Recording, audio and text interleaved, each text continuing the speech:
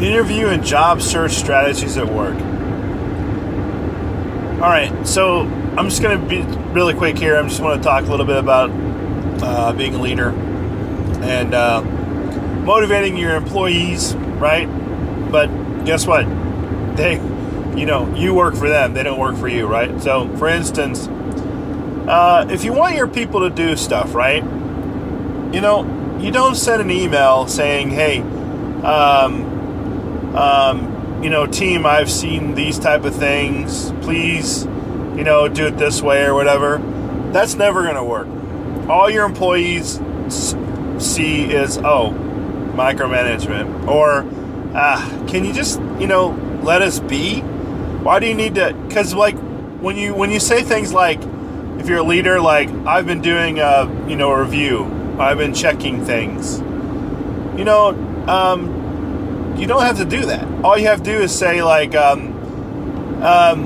instead of saying, like, I checked XYZ, say something like, please make sure you're doing XYZ. And then what you do is you give a reason why. You'll say, like, our customer relies on the factual data or something like this.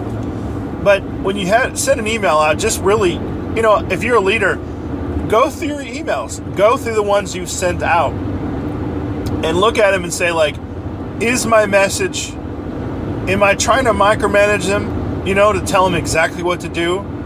Also think about this. Is your team in chaos? Is your team, do you need to direct them that much, right? Or, for instance, if they're like, if your team is relying on you to tell you exactly what to do because they don't know, that's going to get really, really old real quick. So let's assume you're a micromanager, right? You like it done this way or that way, right?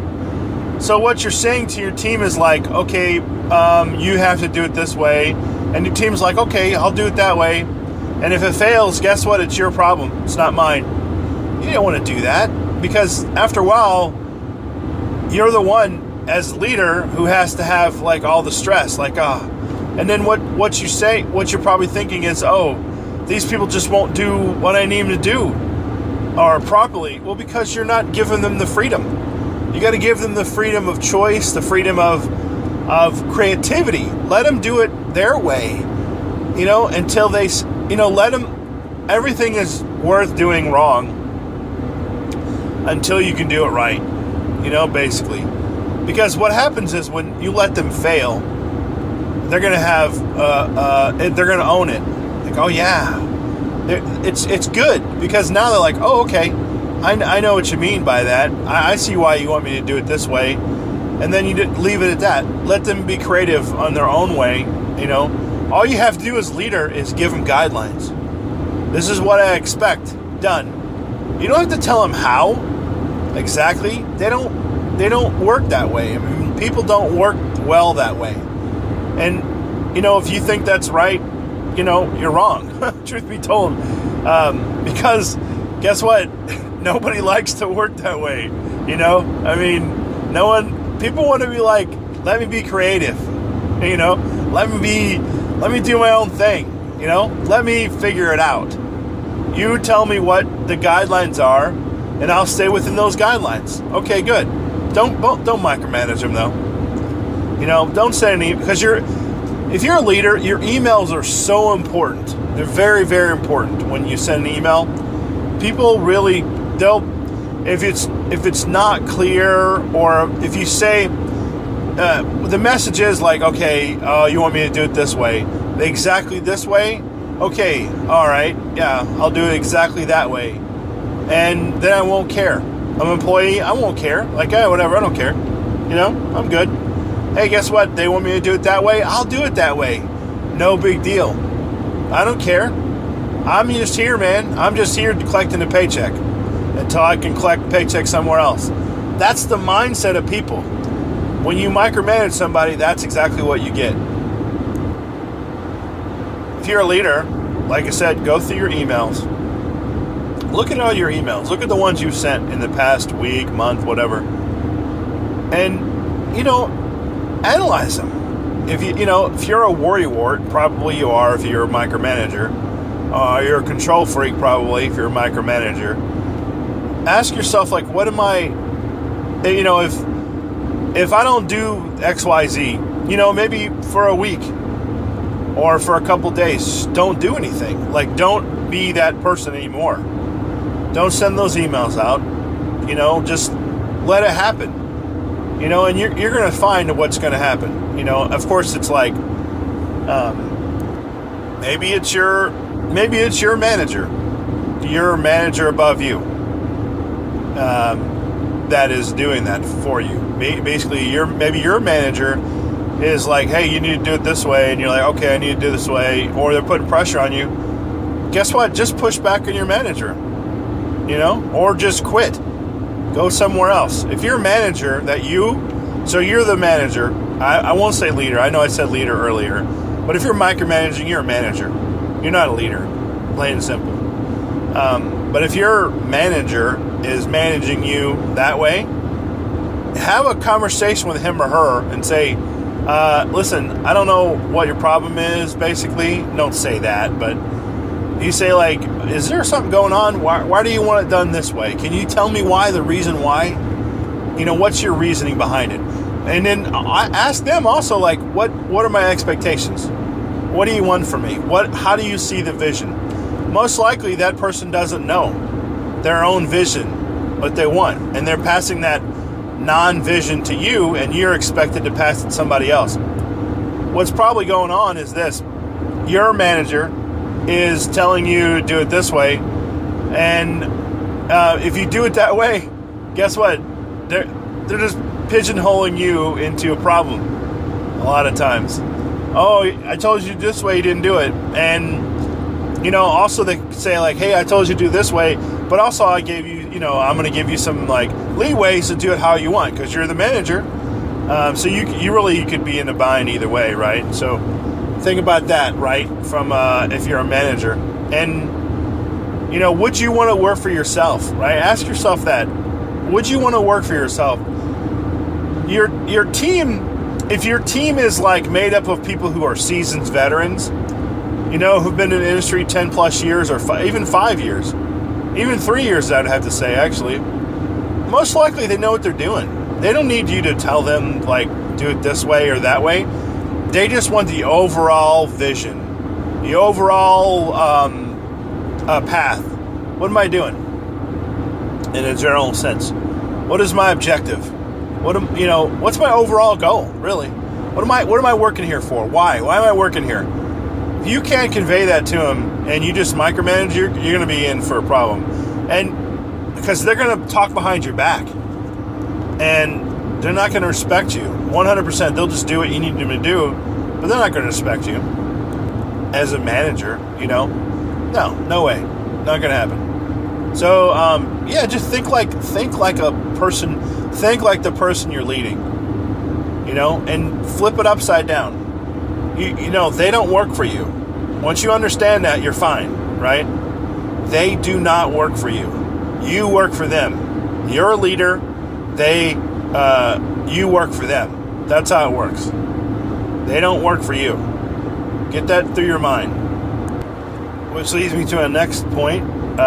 If you're looking for a JOB job, and you're just a regular worker bee, or even leader, or a manager who wants to be a leader, basically. You walk into a company, and the first thing to say is, like, we don't do work from home. You really want to qualify that. Like, why? Why don't they want to work from home? Is there no reason why? Really, I can understand some companies, like a gas station. You can't do work from home if you're a gas station. You have to be there, right? But if it's something like that, a process can be done, work from home, ask yourself, like, why? What's the reason why? Even if it's more money, why do you want to work there? If you're trying to look for a position, you have to stay, in butt-in seat, basically. I'll tell you what, actually, I had a call the other day. It was about, it was a bank, right? and they wanted somebody. It's like a engineer, system engineer, or something like that. Anyway, so they had like, it's a bank, right? And they had like, so their backups were Microsoft. Like they used Microsoft as like their, I'm sorry, not Microsoft, but it was Veeam as their backup, which is a good product. But their storage, they use Microsoft. Like basically you took like your Windows server, right? And you made it a storage device, like a NAS or a SAN. Warning, that's warning right there, right? If everybody else is using like, storage that's enterprise level storage, right? And they're not, and they're not working from home. Those are kind of like signs like, I don't think I want to work here, because they're probably not listening to, they're probably not going to conferences. They're probably not like listening to the rest of the world. Hey, this is how our company is ran elsewhere, other companies. This is what works for us, and this is what works for our other large organization, like, the EMCs and the quantum devices, right? Basically, those storage devices, right? Essentially, if you're, whatever your industry is, say like you're, I'll just say IT, right? So if you're a, yeah, that's another thing. Sorry, they were using Hyper-V, right, for Windows. And I know Hyper-V is good and everything, but it's not VMware. So by reading the job description, you really understand what you're getting into. Like, I don't want to go into that nonsense. They don't even think that VMware is a good product. They're not using VMware, they're using Hyper-V. If you're enterprise, because you have to patch that one server, it's Hyper-V, that's a Windows server, right? Then there was no discussion about Docker, which is a container. I can understand if you're using Hyper-V and you have Docker, I get that. But why are you virtual? I mean, it's not a scalable product, yeah. So that, anyway, what was my point?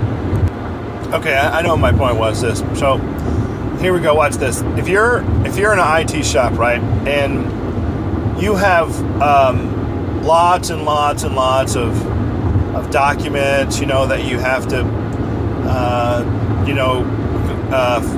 get to every day, right? And your company has only like a file share, right?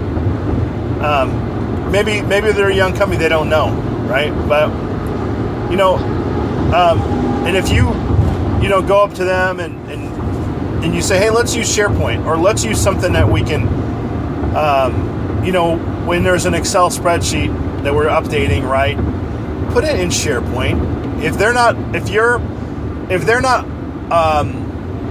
If the person in charge or making a decision is not like, oh, I don't want to do that, I don't like SharePoint. Okay, well, maybe you shouldn't work there.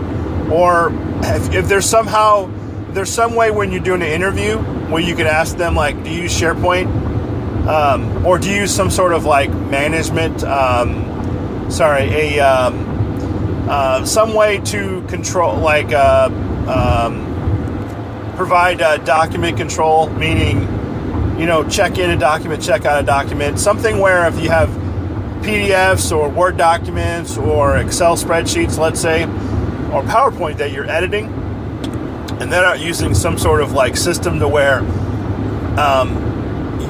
when it's last updated, they just use a file share, and you're like, that's a warning sign for that company, by the way. And that's your chance, really, to ask them in the interview, hey, are you guys going to move to SharePoint, or use some sort of like management of, your files or whatever. And if they say, no, we don't like SharePoint or whatever, or, really you have to just play it out by ear. But if you get the feeling like they're not willing to like listen or willing to hear new ideas, then it's probably not a good idea to work there. Because if they're not willing to listen to new ideas now, when you're not even working there, then what's it going to be like when you're working there full time, right? It can be like, oh, okay, Oh, only the ideas come from the management. Okay, they're not a leader, because the leader will say like, hey, how do you think we can make things better here? What can I do as a leader to make your job easier? What processes, what simple things can we do so we knock all this stuff that we don't have to do, like tedious work? Guess what? I want to save time. I don't want to work. I want to do less work, right? And you want that from your leader to say, how can I give you more time so you can do more creative things? Because I don't want you to work as hard. I want you to work easy. I want it to be easy. I want to automate a lot of the things, right? Basically. Yeah, so if you're going to, like I said, if you're going for an interview and you kind of get that feeling like, they're old fuddy-duddies, you probably don't want to work there. If you need a job and you just, like I've said, if you're a McDonald's and you're just looking for a job, dude, then go for it, man. That's the job. That's the job for you, right? But if you're, just if you're IT already and you know the ropes, basically, it's just going to save you some time and headache. You're like, oh, I don't want to have to, deal with these people again because they're not, moving the right direction. Because really, that's a lot part of it, truth be told, about the position you work at. Yes, you're there to make money for the company. Yes, you're there just to work, right, for them. But you also want to feel like you're part of the company, you're part of the solution. You're contributing, right? And if they stagnate growth and they stagnate creativity, that's just going to get really, really old really quick. So yeah, that's my. So that's this podcast. Hope you like it, and thanks for listening.